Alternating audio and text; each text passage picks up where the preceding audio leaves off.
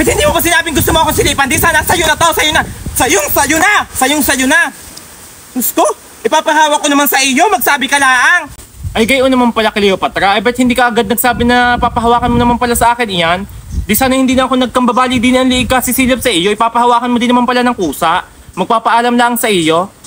Ay siya dini, mamayang gabi kayo tumabi sa akin at sumiping ka ng isang gabi.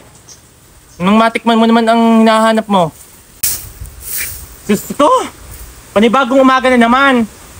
Hindi na natapos-tapos din ang aking walisin sa mga punong aking kalalakas naman ng hangin. Diyos ko.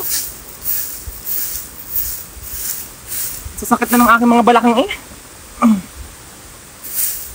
Ako yung dami pang labahing doon.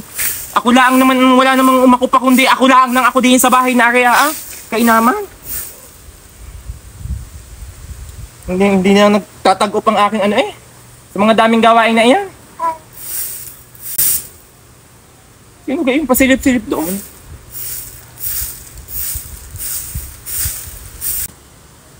Naku, nakikita. Sino iyon? Kanina pa yung natingin, dami ko ng problema sa buhay, dadagdag pa yung pasilip-silip na iyon. Mahuli-huli ko lang yan kung sino yan. Hindi na nga matapos-tapos ang gawain yan, may labahin pa doon. Ako lang nang ako nagawa sa bahay na ito. Mga kasama pa sa bahay ko nasa saan, mga tortugaop lahat. Kaya naman ang mga iyan. Ako pinagsasaktan na ng puson sa mga iyan Ang regla ko pa'y nabugalwak. Wow, nagwawalis, ang sexy.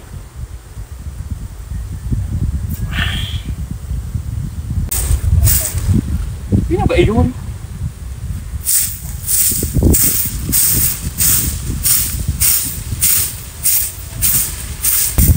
Maglalaba pa mamaya. Hindi ko alam kung makakapagsampay ako sa lakas ng hangin na iyan. Diyos ko, anong parang gagawin ko di yan? Yun, awa naman ng may lukban din. Diyos ko, no itsura ng lukban na ari. Bukol-bukol, dahil pang may sis. Magulay mamaya. Ginataang lukban. Ang dami pang lalabhan. Ari, gugulayin ko mamaya, ginataang lukban. Diyos ko. Ano kayong magawa din sa labahing ari? Ang dami, dumami sa mga kasambahay na iyan Wala naman pinagagagawa sa buhay kundi maglaro lang na maglaro ng ML Malabhan nga din sa ilog. Ay, maglalaba din Isang pala isipan pa sa akin kung sino nasilip doong Poncio Pilatong yun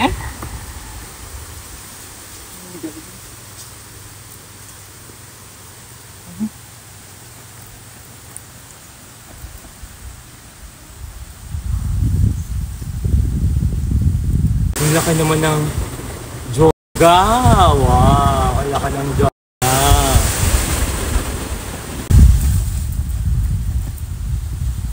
Diyos ko po, hagyan ng mga buhay sa mundo.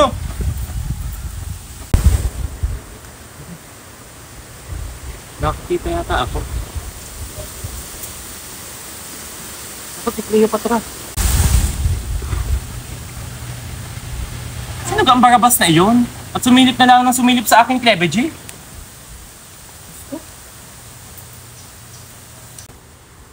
Wang laki ng Cleopatra, hubog na hubog Ang sarap nung pak!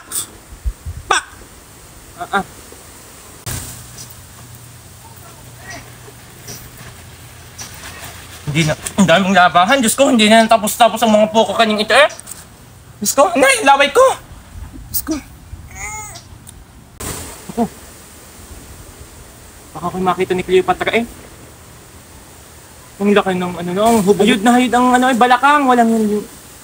Ang kapal pa ng nguso.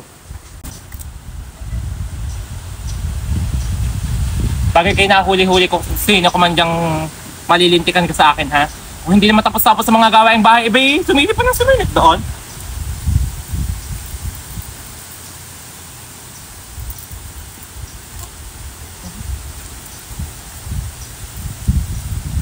Bud, ang nunis ito?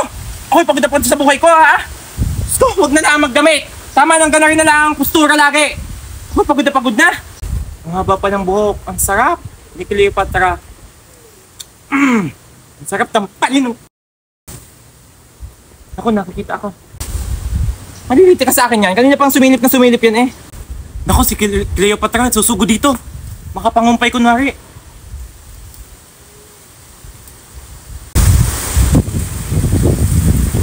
How? Abay, kanina ka pang silip ng silip sa akin dyan, Kaberteng. Wala kang pinagagagawa sa buhay mo kundi manilip ng manilip. Anong naninilip sa iyo?